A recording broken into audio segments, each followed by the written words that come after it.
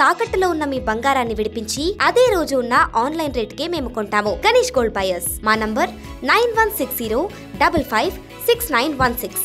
నమస్తే, welcome to okay TV. సాధారణంగా మనము బైకుల్ని, కార్లని, ఇళ్ళని రెంట్లకు తెచ్చుకుంటూ ఉంటాం. కానీ ఇక్కడ మాత్రం ఇండియాలోని ఒక స్టేట్లో అమ్మాయిలని రెంట్కి ఇస్తున్నారనమాట. అసలు ఇంతటి దుర్ఘటన నేను ఎక్కడా చూడలేదండి. అంటే ఇది జరిగింది మధ్యప్రదేశ్లోని ఒక ఊర్లో. అమ్మాయిలని రెంట్కి ఇస్తున్నారు.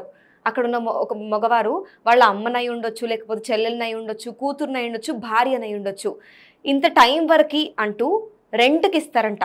ఈ ట్రెడిషన్ని దడిచ ప్రథ లేదా కొన్ని ప్లేసెస్లో నట ప్రథ అని కూడా అంటారు. సో అసలు ఇట్లాంటి ట్రెడిషన్ని ఎట్లా ఫాలో అవుతున్నారు, అసలు ఏం జరుగుతుంది అన్నది ఇప్పుడు మనం ఒకసారి చూద్దాం. బేసిక్గా ఈ ట్రెడిషన్లో ఏంది అంటే ఒక కాంట్రాక్ట్ అగ్రిమెంట్ అయితే రాసుకుంటారు. అది ఒక 10 రోజులకు అయి ఉండొచ్చు, వారానికి అయి ఉండొచ్చు, నెలకు అయి ఉండొచ్చు, సంవత్సరానికి అయి ఉండొచ్చు, ఇంకొన్ని ఏళ్ళకి అయి ఉండొచ్చు. ఇట్లా ఒక కాంట్రాక్ట్ అయితే రాసుకొని వాళ్ళ ఇంట్లో ఉన్న ఆడవాళ్ళని రెంట్కి అయితే వేరే వాళ్ళ ఇంటికి పంపించేస్తారు.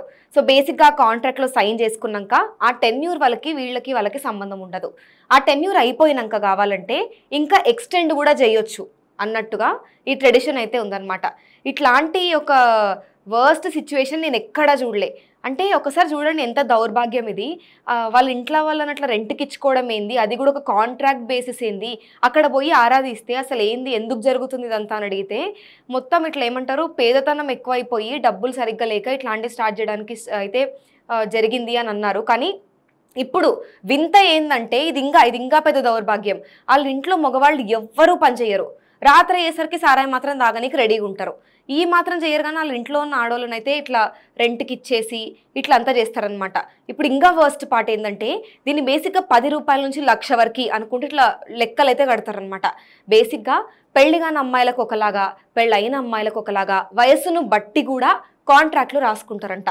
సో మొత్తానికైతే ఇట్లాంటి ఒక ప్యాథటిక్ సిచ్యువేషన్ నేను ఎక్కడ చూడలేదన్నమాట. సో ఇట్లా మొత్తం కాంట్రాక్ట్ బేసిస్ పైన అయితే ఇట్లా ఇవ్వడం జరిగింది. ఇక్కడ ఇదే విషయం జరిగినప్పుడు అయితే ఒక అమ్మాయి 9 సార్లు రెంట్కి వెళ్ళిందంట ఒకరి దగ్గరికి. ఇక అమ్మాయికి చేతగాక, అమ్మాయి హెల్త్ బాగాలేక, ఇంకా ఏం చెయ్యాలో తెలియక ఒక ఎన్జిఓని వెళ్ళి అడిగితే వాళ్ళు ఆశ్రయం ఇచ్చినప్పుడు ఇక్కడ ఈ విషయం బయటపడ్డదనమాట. అక్కడ ఎవరికి హెల్ప్ చేయరు. ఇదంతా ఒక పెద్ద టాప్ సీక్రెట్ లాగా అనమాట.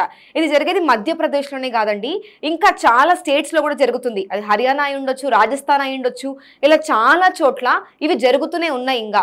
కానీ మనలో చాలా మందికి దీని గురించి అవేర్నెస్ లేదు. అసలు దీని గురించి, ఇంత బ్యాడ్ సిచ్యువేషన్ గురించి మీరేమనుకుంటున్నారో కింద ఖచ్చితంగా చెప్పండి. For more updates keep watching okay TV.